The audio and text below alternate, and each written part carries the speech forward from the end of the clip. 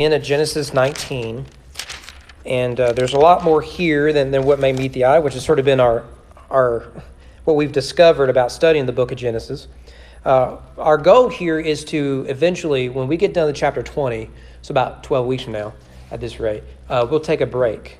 I think we've been in Genesis most of the year, September. So, and I think it's our third year going through it too. So, well, let's see if we can finish the story of Sodom and Gomorrah. And it is the more grotesque part of it. But let's see if we can tackle it. So let's start in verse 27 in Genesis 19. We'll go to the end of the chapter. Abraham went early in the morning to the place where he had stood before the Lord, and he looked down toward Sodom and Gomorrah and toward all the land of valley. He looked, and behold, the smoke of the land went up like the smoke of a furnace. So it was that when God destroyed the cities of the valley, God remembered Abraham and sent Lot out in the midst of the overthrow, when he overthrew the cities in which Lot had lived. Now Lot went up out of Zoar and lived in the hills with his 2 daughters, and he was afraid to live in Zoar. So he lived in a cave with his 2 daughters. And the firstborn said to the younger, Our father is old, and there is not a man on earth to come in to us after the manner of all the earth. Come, let us make our father drink wine, and we will lie with him, that we may preserve offspring from our father. So they made their father drink wine that night, and the firstborn went in and lay with her father. He did not know when she lay down or when she arose. The next day the firstborn said to the younger, Behold, I lay last night with my father. Let us make him drink wine tonight also. And you go in and lie with him, that we may preserve offspring from our father. So they made their father drink wine that night also, and the younger arose and lay with him. He did not know when she lay down or when she arose. Thus both the daughters of Lot became pregnant by their father. The firstborn bore a son and called his name Moab. He's the father of Moabites to this day. The younger also bore a son and called his name Ben-Ami. He is the father of Ammonites to this day.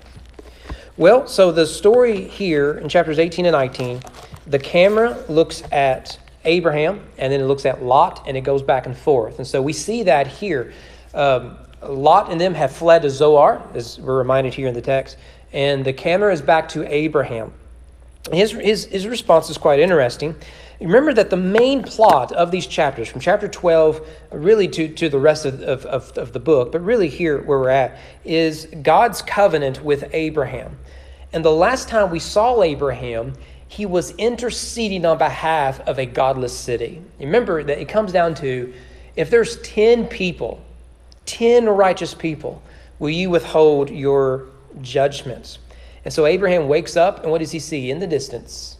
He sees smoke arising. And what a contrast, right? While Abraham is sleeping, he's resting, Lot is there trying to pacify a mob and trying to escape the judgment of God. What a contrast of nights here. And we're going to see some more contrast later on. That word smoke it's a rare Hebrew word. One commentator says this, quote, it denotes dense vapors rising from the firing of lime or clay. The smoke is dense like that which comes from a burning kiln. So this isn't a little campfire here.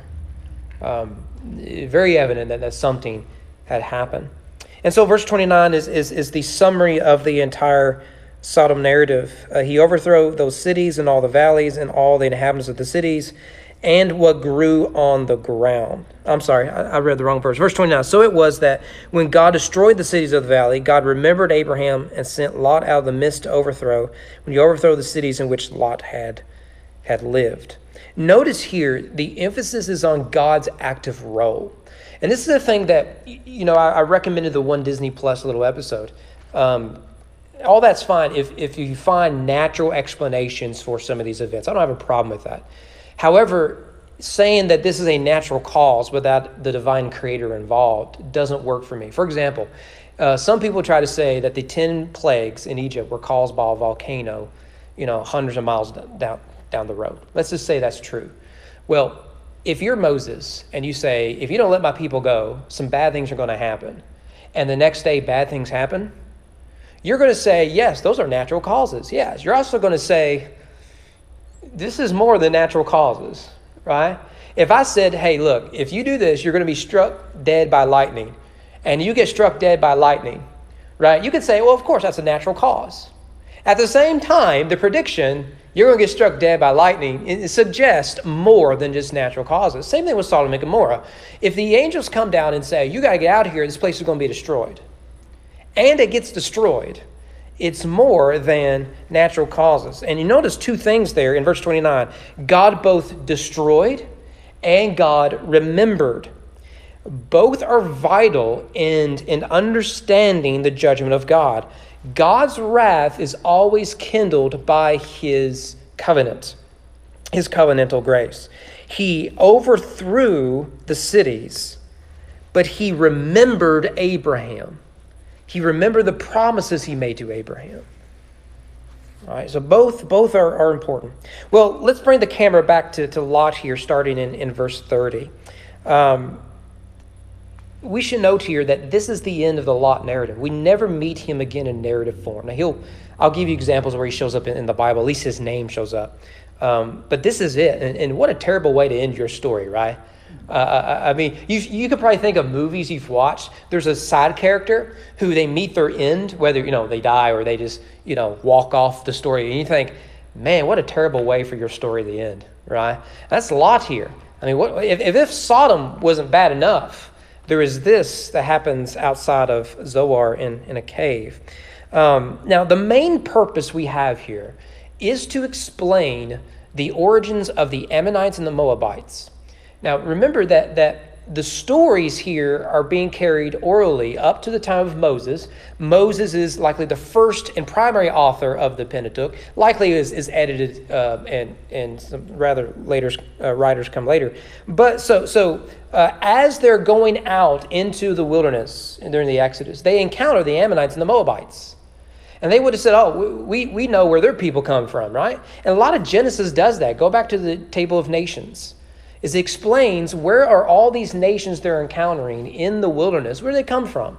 When they go into Canaanites and they meet the Jerichoites and everyone else, Genesis provides for them a cultural, historical context for them to understand the people they are encountering.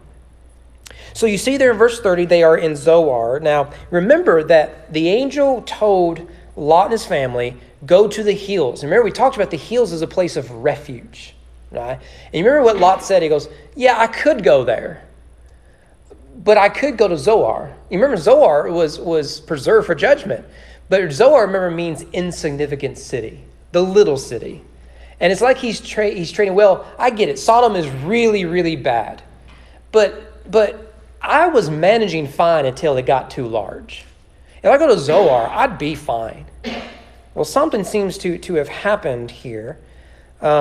So much so that he has to flee. That word afraid is used in verse 30. The text doesn't tell us why he is afraid. And one wonders if he is seeing the same pattern at Zoar that he witnessed in Sodom. But it doesn't tell us, just that he became afraid, so afraid that he was ready to flee again. And here he flees to the caves. And in the Hebrew, it says the cave, signifying that it was a prominent landmarker. When I was in Breckenridge County, down the road from the parsonage where we lived, I can't remember what it's called now, there was this giant rock. I mean, it was just a big old giant rock, and someone actually lived at the top of it. It was a huge rock. And I'd heard for months everyone say this term, and I didn't know where it was. I was a new guy, I was an outsider. Till one day we drove by it, and I realized that's what they're talking about. Right? You never went out and said, if you go out on 105, go until it ends, and then it comes out this road, you're heading towards Rough River, you're going to come across a big old rock. They didn't say that. They called it by the name. Right? And there was a real estate agent out in the front of it. And the lady that ran that lived at the top of that rock. Same sort of thing here. It seems to be a prominent location that the readers would have understood where it was. And it's striking that Lot and his family have gone from farming life to city life. Both examples, they are prominent, right? They have so much property, domesticated animals. They have to split from Abraham. And then when he splits, he seems to trade it all in for city living. So he's living up in the Beverly Hills of Sodom. And he ends up trading all of that to now he is living in a cave. Now, there is something, not to mention he's a widower. There is something that struck out to me when I was thinking about this text, is caves show up all the time in the Bible. Right? You and I probably wouldn't think much about living in a cave. But caves show up all the time. Think of it. Here's Lot. Abraham later buys a field with a cave in it to bury his wife. That's in Genesis 23. Jacob requested to be buried in that field cave near his mother. It's Genesis 49. 5 kings that warred against Joshua in Joshua 10, I believe it is. You remember what Joshua does? They flee to a cave. Remember what he does? He takes a big old rock and he covers it up, and then they can't escape. I mean, that's like being buried alive. I mean, literally, I guess you are being buried alive. That's like one of my biggest fears in life, being buried alive.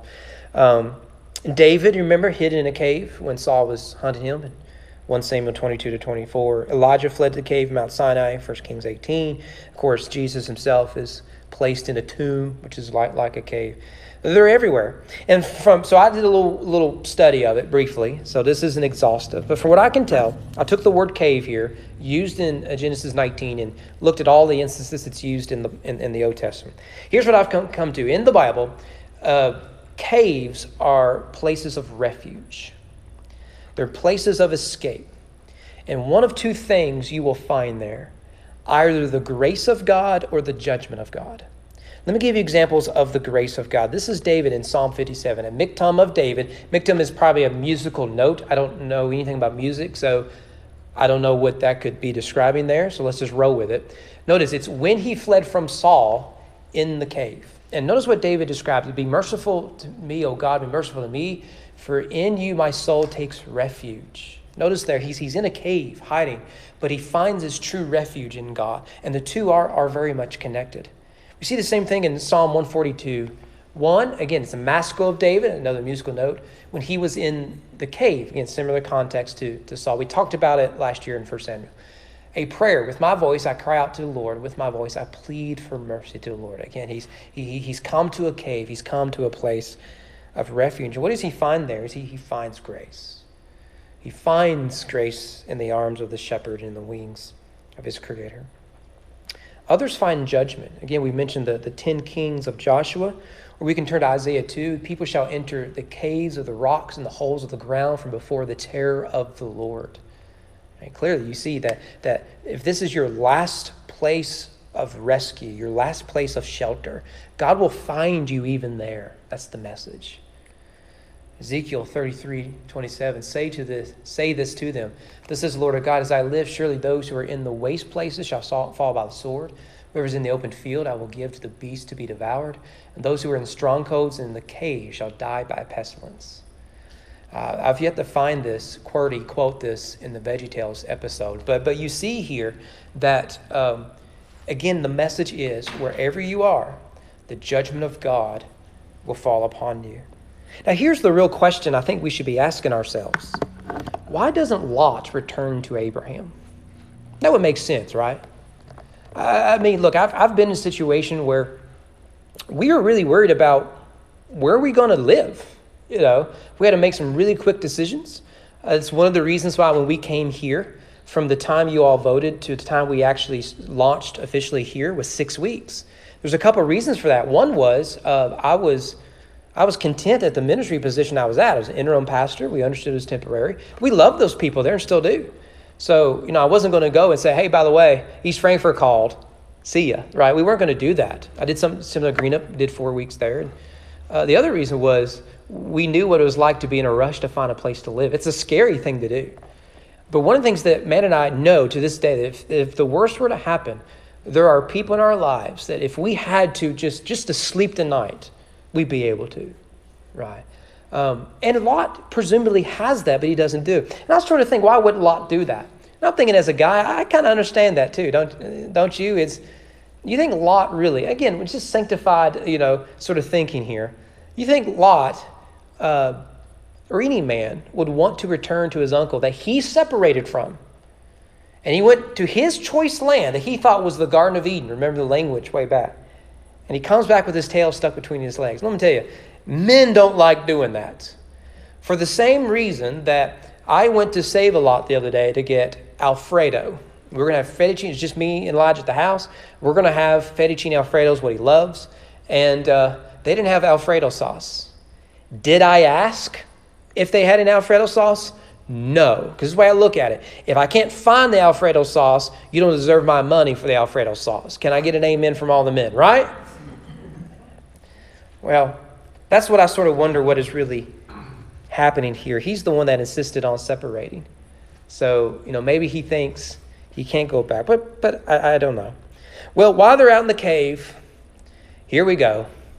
His daughters concoct a wild plan to procreate. Remember, they were engaged.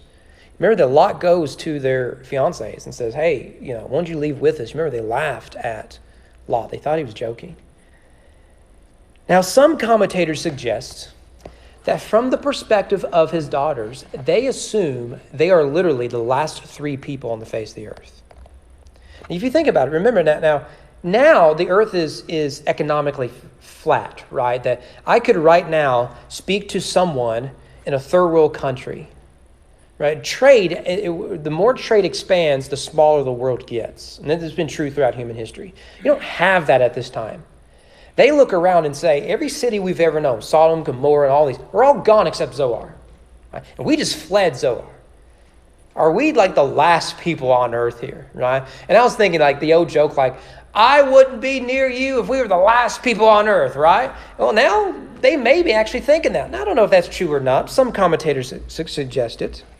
One thing that does stick out to me is the lengths most women will go to fulfill their good and godly desire to have children.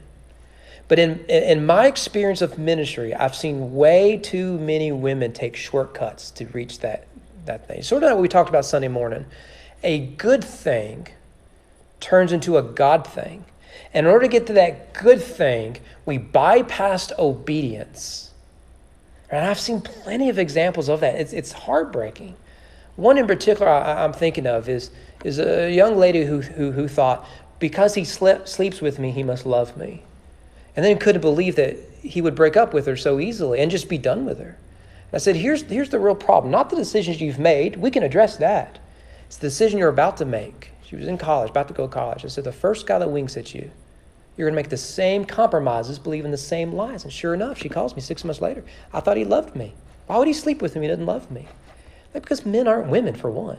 Men have always been able to separate love from intimacy. I mean, it's not that hard. Prostitution's been around forever. It's not that difficult to do. But she wanted a good thing, intimacy, and to be loved, and ultimately children. But she was going to bypass all this other stuff. So here what Lot's children want are good things, kids, right? To be fruitful and multiply is in Genesis multiple times. But is going about it in an ungodly and dangerous way. And what you get then are generations of conflict between the people of God, the Moabites and Ammonites. All because of the shortcut. Tolkien in Lord of the Rings says shortcuts make long delays. That's exactly what it is that you are getting here. Now, starting in verse 31, I want you to notice all the callbacks. Because one of the things that stuck out with me in the slow study of Genesis we've had is how often the writer keeps reminding you, we've seen the story over and over again. There's nothing new under the sun. Verse 31, notice they say, our father's getting old. Now, can you think of a story in Genesis thus far about intimacy and age?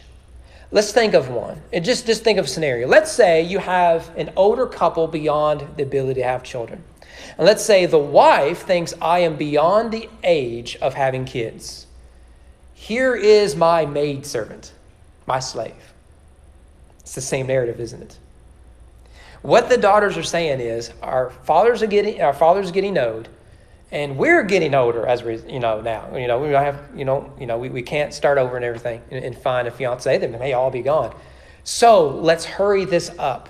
Let's take this shortcut. It's a similar story, and it's the same word. So they fear that age will rob them of children.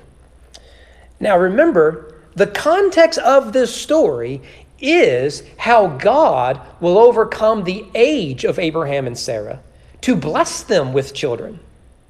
That's the broader narrative.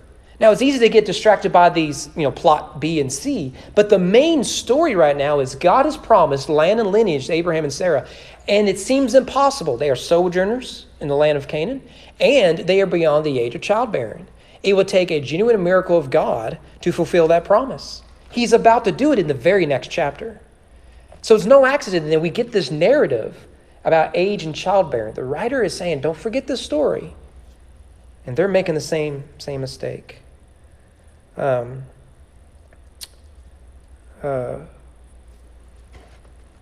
32, notice there, come, let us. That sound familiar? That phrase is used 4 times in the book of Genesis. Once here, 3 times in Genesis 11, the Tower of Babel. Come, let us make bricks. Come, let us build ourselves a city and a tower. Come, let us go down there and confuse their language, right? Remember, that's the Trinitarian language there at the end. God mocking them, you know. You remember, God has to, they make this big tower. It's supposed to impress everyone. And God's like, oh, I could better come down there. I can't hardly see it from up here. It's so small, right? And so, come, let's go down there. Come on, right? Oh, yeah. Don't be able to talk to each other, you know, and he doesn't. But that language of come, let us, it's the same language of the Tower of Babel. Because it's the same mindset. Let's create for ourselves our own Eden. So this cave, which is supposed to be a place of refuge, has become a place of judgment like Babel. They've left Sodom, but Sodom hasn't left them at all. This is the sort of thing you would see in Sodom. Because remember, what is it that they're doing here? They're doing exactly what their father tried to do to them. Their father tried to exchange them to strange men. They have now taken their father and handed him over to strange women. He's unaware of anything that's going on. So what is supposed to be a place of refuge is turned into a place of judgment. And then in verse 32, what is the tool by which they use against them? It's wine. Now, what is wine? Now, I'm not an expert on this because I'm not much of a drinker. I'm trying to get off sugary drinks. By the way, cherry Dr. Pepper looks very similar to cherry Dr. Pepper Zero. I know that because I accidentally bought 4 12-packs of cherry Dr. Pepper because it was 4 for $12 when I was trying to get the Zero. I'm trying to get off sugar. So I won't be getting off sugar anytime soon. Okay, if you like cherry Dr. Pepper, I've got 12 of them right there waiting to be put in my refrigerator. So you can take 1 or 2 home with you. But wine comes from fruit, right? Grapes. Now, let's think about the story of the Bible. Can you think of any instances thus far where there are trees, where there are fruits, and where there is either the grace of God or the judgment of God? Yeah. You go look at the Garden of Eden, right? Fruit of the tree, right? That either leads to life or leads to death, right? Those are your 2 options. And that becomes the pattern. In Genesis 13, you remember, Abraham goes and he plants a tree, the oak of Mamre, remember? And there he has the altar. He builds an altar to the Lord. And there he meets God. In chapter 18, right, remember the Yahweh and the 2 angels come to hang out with Abraham. And where does Abraham send them? Go rest under the tree. When you see a tree or a plant or something, and it very likely is going to signify something important. So with Abraham, we see the grace of God everywhere. Right? So it becomes a tree of life for him. The oak of Mamre, later the tree of shade in chapter 18. Or it can be the judgment of God. Again, Genesis 3, you get the knowledge, the tree of knowledge of good and evil. And in Genesis 9, remember the story of Noah. What does Noah do? He gets off the ark, made of wood, a tree, right? So that becomes a means of grace. He gets off the ark and he plants a vineyard, a garden. And what does he do? What should be a place of refuge and rest, remember Noah means rest, he turns it into a place of judgment. And what happens there when Noah gets drunk? He gets abused by his son. Now, there's a lot of debate, and we looked at it a long, long time ago. Some say it was a homosexual act with Ham and his father. Some suggest it was an incestuous act between Ham and his mother. Some say it was other things. Regardless, there seems to be sexual overtones, at the very least, in the context of Noah being drunk and his son. Here, we have another father drunk after an act of judgment by which God redeemed a people. Remember, we compared the ark and Sodom. Very similar stories. And what happens afterwards is an incestuous relationship involving drunkenness. It's the same story yet again. We keep coming across this. In verse 33, we see the word offspring. Is that the word y'all have? Does anyone have seed? Firstborn. Firstborn. All right, that'll work too. It's the same word as Genesis 3:15. The seed, offspring of the woman, will crush the head of the serpent. By the way, it's the same word in creation story as well, Genesis 1. But Genesis 3:15 is the big verse in the Bible, particularly in Genesis. It's the battle of the seeds. And so what we have here then is the offspring of his first daughter, unnamed. The offspring of the second daughter, again, unnamed. So what we have then is what's supposed to be good seed, Lot, of the line of Abraham, right? Is bad seed. And we've gotten that with Abraham so far. The son of promise, you think he finally came in Ishmael. Going to be bad seed. It's going to be the Ishmaelites that enslaves Joseph. It's the sins of Esau that's going to fight against the Edomites. Are going to fight against Israel. The Moabites and Ammonites are going to be pests to Israel. It's this battle of the seeds. So you have what are clearly bad seeds.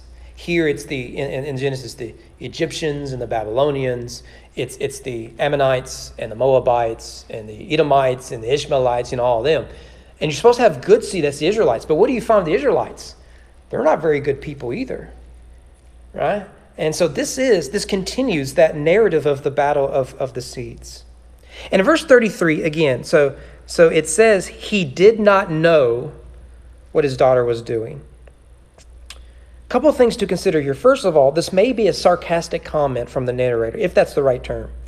Throughout Genesis, to know is a euphemism for intimacy that produces children. And I've given you all those examples in Genesis.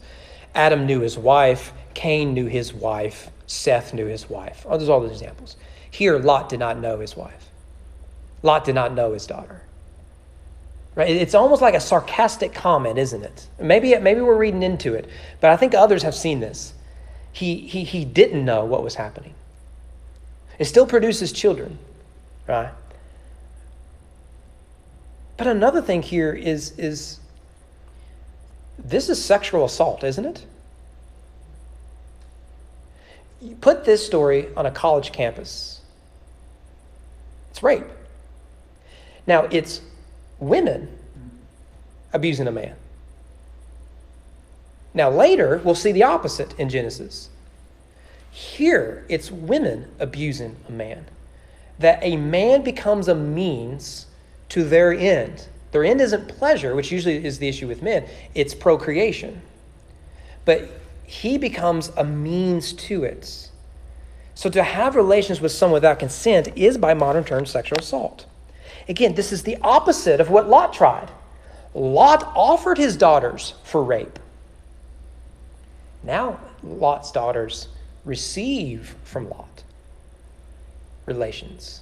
But so instead of they being raped by strange men, Lot is raped by his own daughters.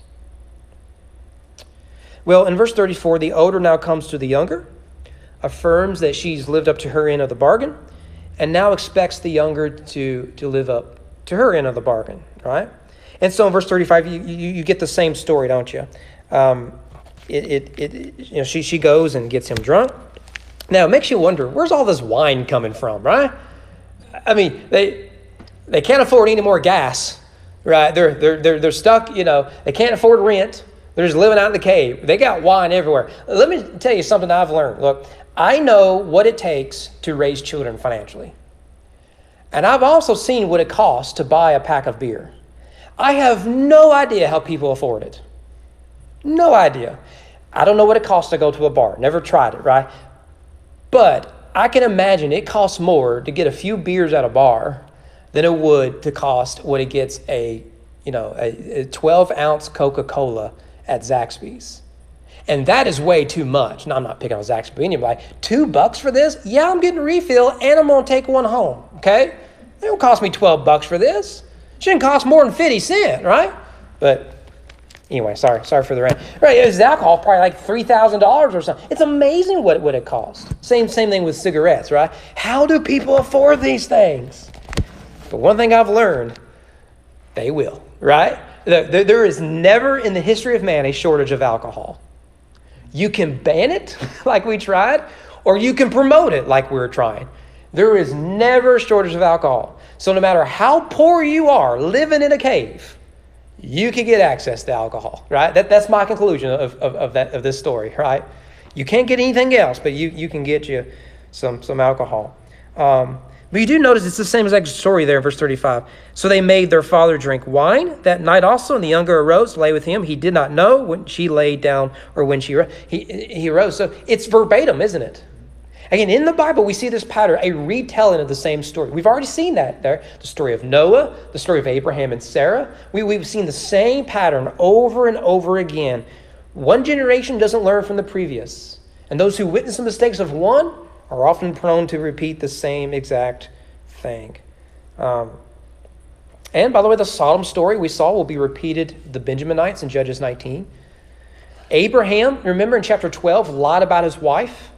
Guess what Abraham's about to do in chapter 20? Lie about his wife and has to make a covenant with Abimelech. Well, verse 36 to 38, we get that they are impregnated.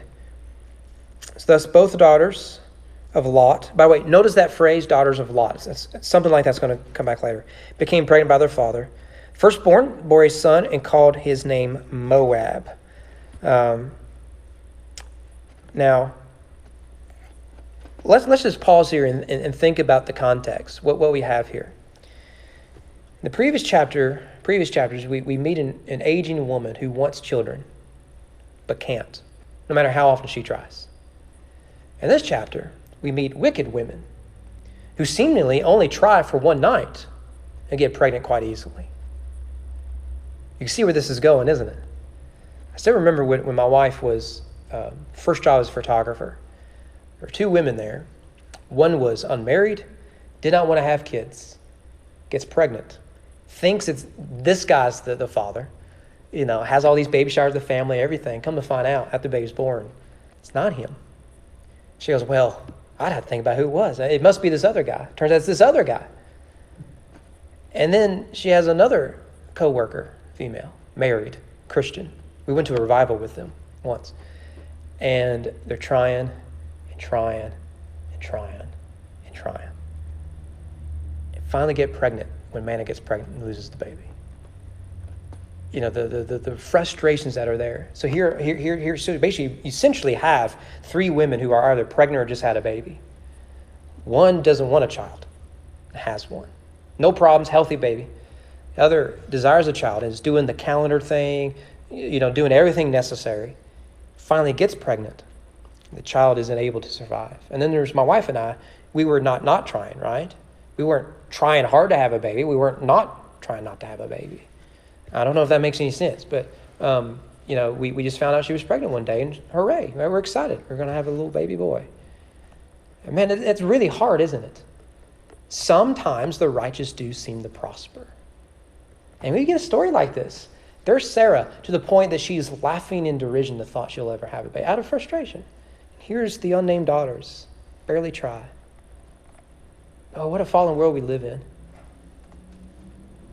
Now, to be clear, the Bible does condemn incest. But in this context, Leviticus 18:7, you shall not uncover the nakedness of your father.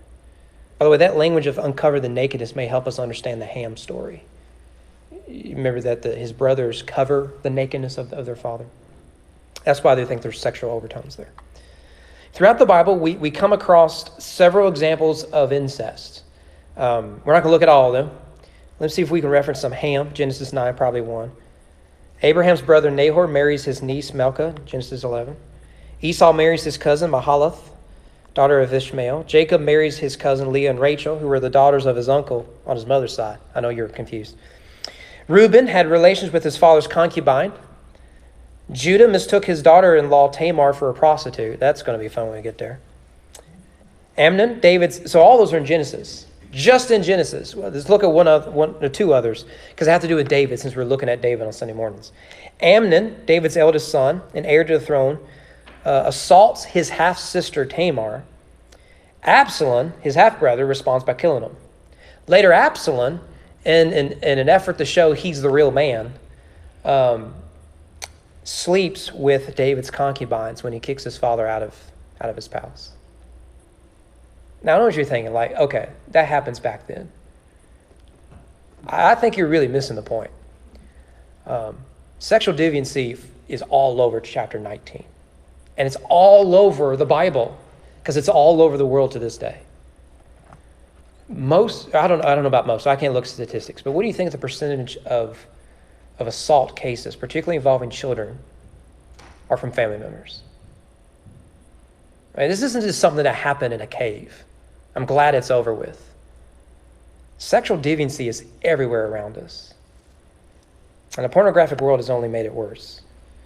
Moab in verse 37 means of the father.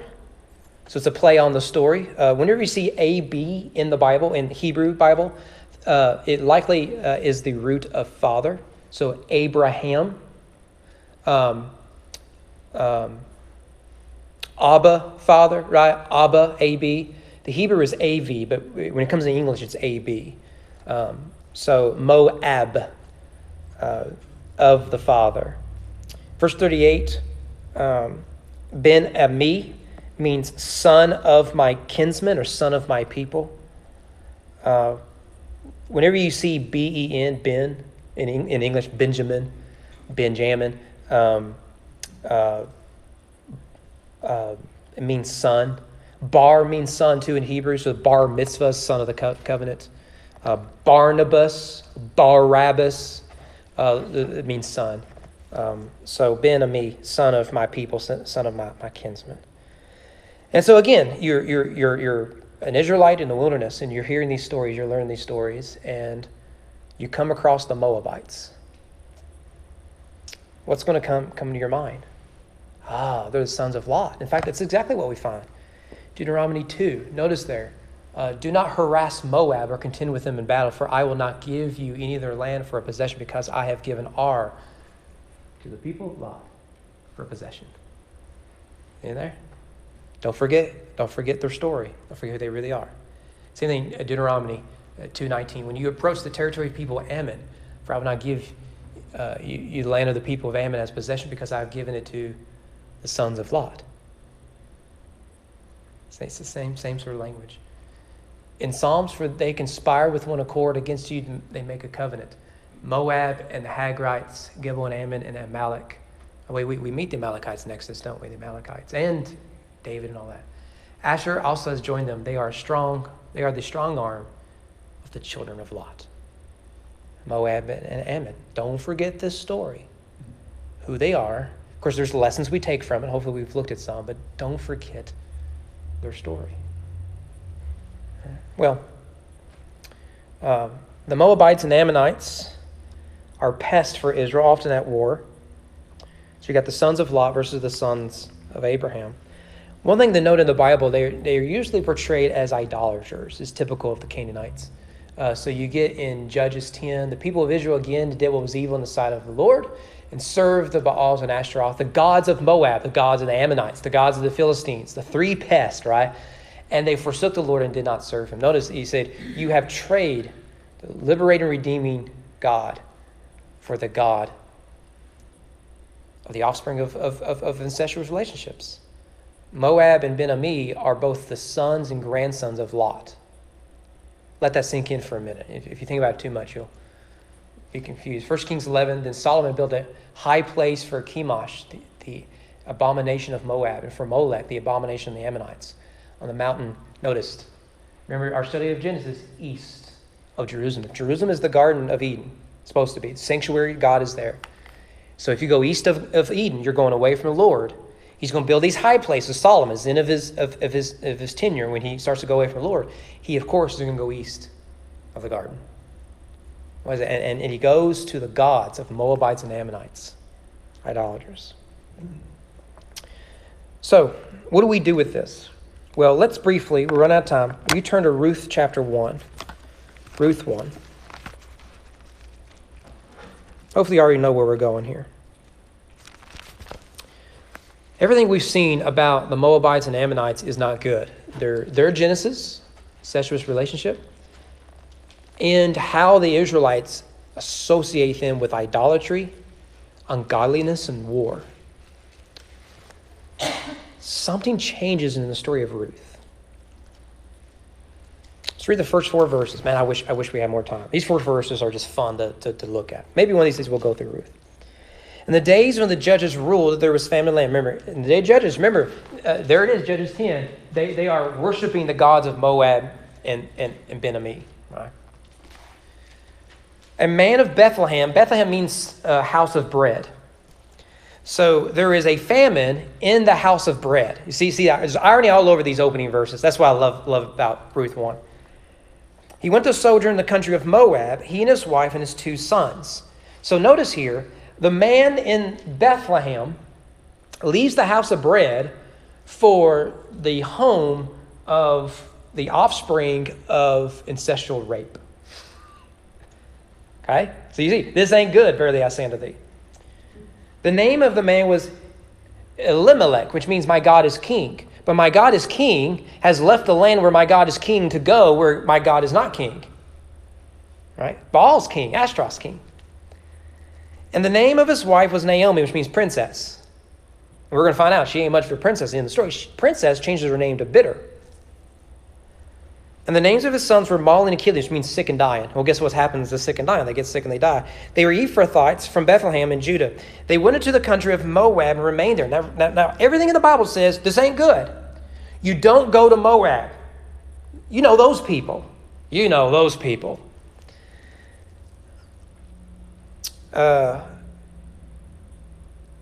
Verse 3. But Elimelech, the husband of Naomi, died, and she was left with her 2 sons. They took Moabite wives. The name of one was Orpah, not to be confused with Oprah. By the way, I do think she's named after Orpah. And the name of the other, Ruth. They lived there about 10 years, and both Mahlon and Kilion died. So the woman was left without her 2 sons and her husband. Now, everything we've been told to believe about the Moabites is bad. And everything about the Moabites in the Bible has been bad, except one. One person stands out. You keep reading in chapter 1, right? You remember, what does Naomi decide to do? I'm going to go back to the house of bread. There's a famine here in Moab because I've been robbed of a husband and sons. I'm going to go back to the house of bread. I'm going to go back to Bethlehem, to my family. Maybe they can help me out. And she changes her name to bitterness, Mara. And it's fascinating. Again, if we had time, we could look at it. We're already out of time. But Ruth insists on going with her, right? Naomi says, look, you're young enough, go get you another husband, raise a family, all that sort of stuff. Don't worry about me. Orpah says, all right, I'll get on, my app and I'll choose a man and we'll go get married, right? Ruth says, no. That's not the way this is going to roll. I'm going to stick by your side. You remember the famous line Ruth has? Your people will be my people. Your God will be my God. But the problem with the story of Ruth is they are destitute. So they go to Bethlehem, the house of bread, for refuge. What do they find there? Well, Ruth starts to provide for her and Naomi, her 2 widows. And the way she does it, and the way they did it back then, was if you were poor, the way you were fed, the way welfare happened was it required you to gather up wheat. And so as the shears were going out, they would leave behind enough for the poor to come, and they would at least have wheat, right? It may not be much, may not be certainly the most that the farmers would bring, but to be enough, and she would spend all day gather enough so they can have bread in the house of bread. And eventually one day, this young, wealthy, attractive man, I'm sure he had a nice beard. He kept up with, not one of those raggedy beards, but a nice beard. Maybe he was dark hair, maybe long blonde hair, Fabio, I don't know. I'm sure he had large muscles. Sure, he was tall with a deep voice, like a Johnny Cash voice. You know what I'm talking about, ladies. The guy you've always dreamed of, but you settle for your husband. You know what I'm talking about, right? I had that Johnny Cash voice in puberty. My wife loved it, except for when it squeaked. She didn't like that part. I don't have that Johnny Cash voice anymore. But she meets Boaz. And it just so happens, the story tells us, he's a kinsman redeemer. Notice, kinsman redeemer. He's related to Naomi. But the problem is there is someone who's closer in relation. And so Boaz goes to law.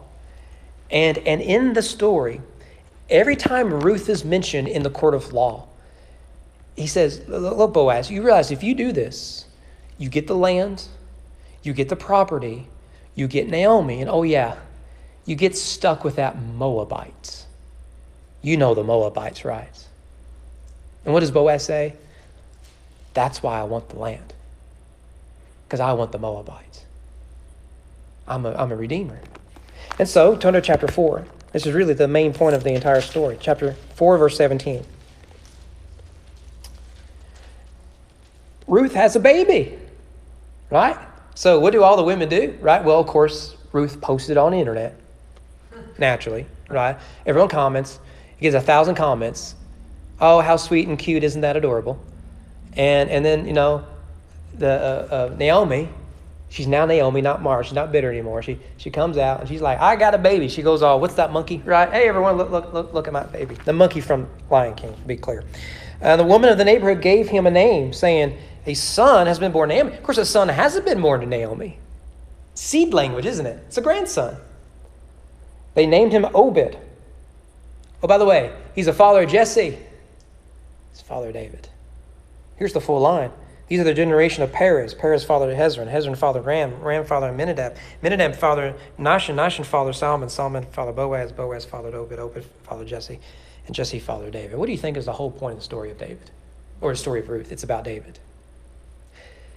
And maybe we can take this story farther.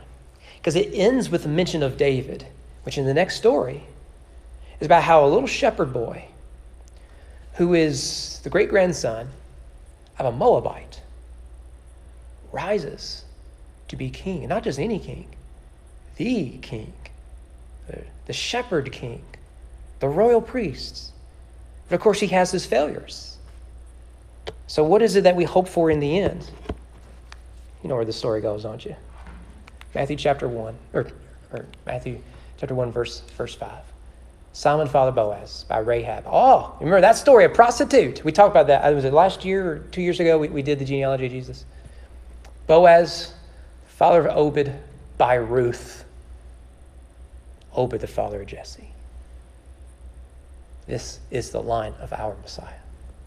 So really, what is it we are to gather here? It's quite simple, that if God can redeem Ruth, one of those Moabites, he can redeem anyone. We are not defined by how our story began. We can be defined by what Christ has done in our behalf. That's really what we ought to see in the story of Lot and his daughters. Any questions we can dodge? All right. Don't you just love how well the Bible is just written? Man, it's just right there. When I started reading this story, I'm like, what in the world are we going to do with incest? Then you realize, oh yeah, it's the story of Jesus, isn't it? The story of Jesus. All right, let's come up here and I'll tell you, we're going to let's just stand up and pray because we're already past.